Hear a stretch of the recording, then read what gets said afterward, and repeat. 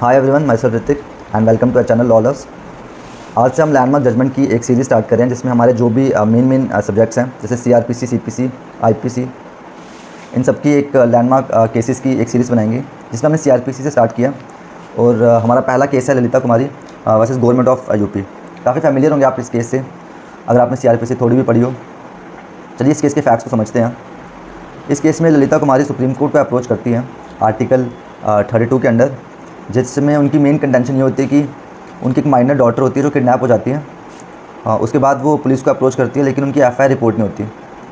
और उसके बाद वो एसपी को कंप्लेन लिखती है, ऑर्डर मिलते हैं एफआईआर रजिस्टर करने के, लेकिन प्रॉपर स्टेप्स नहीं लिए जाते, इसलिए उन्हें सुप्रीम कोर्ट आना पड़ता है। आइए इस केस के इश्यूज़ को समझते हैं।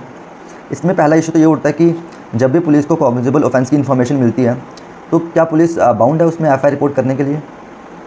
और दूसरा इशू इसमें ये उठता है कि क्या पुलिस ऑफिसर्स के पास ये पावर है कि वो एक प्रिलिमिनरी इंक्वायरी कंडक्ट करवा सकती है, ये वेरीफाई करने के लिए कि जो इन्फॉर्मेशन दी गई है वो एक कॉग्निजेबल ऑफेंस को फॉर्म कर रही है।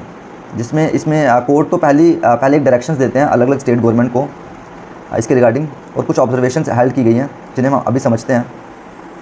पहली ऑब्जर्वेशन तो इस केस में कोर्ट ने कहा है कि जब भी पुलिस को एक कॉग्निजेबल ऑफेंस की इन्फॉर्मेशन मिलती है तो पुलिस बाउंड है उसमें एफआईआर रिपोर्ट दर्ज करने के लिए सेक्शन 154 ऑफ सीआरपीसी के अंडर। सेकंड ऑब्जर्वेशन इस कोर्ट की है कि अगर जो इन्फॉर्मेशन दी गई है वो एक कॉग्निजेबल ऑफेंस को फॉर्म नहीं कर रही है तो उन केसेस में जो पुलिस है वो प्रिलिमिनरी इंक्वायरी कंडक्ट करवा सकती है, ये सर्टेन करवाने के लिए कि जो ऑफेंस है वो कॉग्निजेबल है कि नहीं है। तीसरी ऑब्जर्वेशन कोर्ट की ये रहती है कि एफआईआर रिपोर्ट दर्ज करना और एक्यूज़ का इमीडिएट अरेस्ट होना दोनों अलग अलग चीज़ें हैं और दोनों को एक साथ जोड़ा नहीं जा सकता।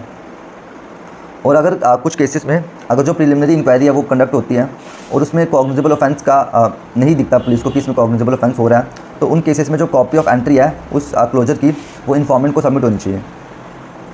पुलिस ऑफिसर्स इन केसेस में अपनी ड्यूटी अवॉइड नहीं कर सकते। अगर वो ऐसा करते हैं तो उनके अगेंस्ट में रेलेवेंट प्रोविजंस में उन्हें पनिश किया जा सकता है। और इसमें सेवंथ जो ऑब्जर्वेशन है, इसमें कोर्ट ने कुछ एग्जांपल्स भी दिए हैं जैसे मैट्रिमोनियल डिस्प्यूट्स हो गए, कमर्शियल ऑफेंसेस हो गए और मेडिकल नेग्लिजेंस के जितने केसेस हो गए।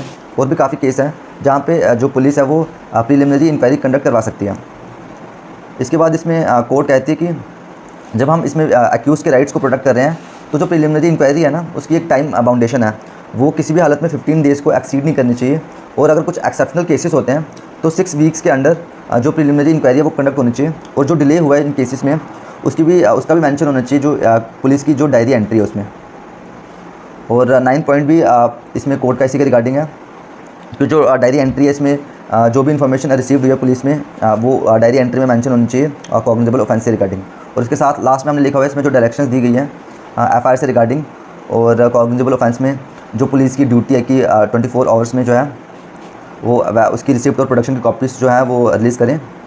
हाँ, इसकी डायरेक्शन दी गई है और यही इस केस में है। आई होप आपको ये केस पसंद आया हो। और ऐसे ही मोर केसेस और लैंडमार्क जजमेंट की जो हमारी सीरीज़ है इसे सपोर्ट करने के लिए आप हमारे चैनल लॉलर्स को फॉलो कर सकते हैं। Thank you.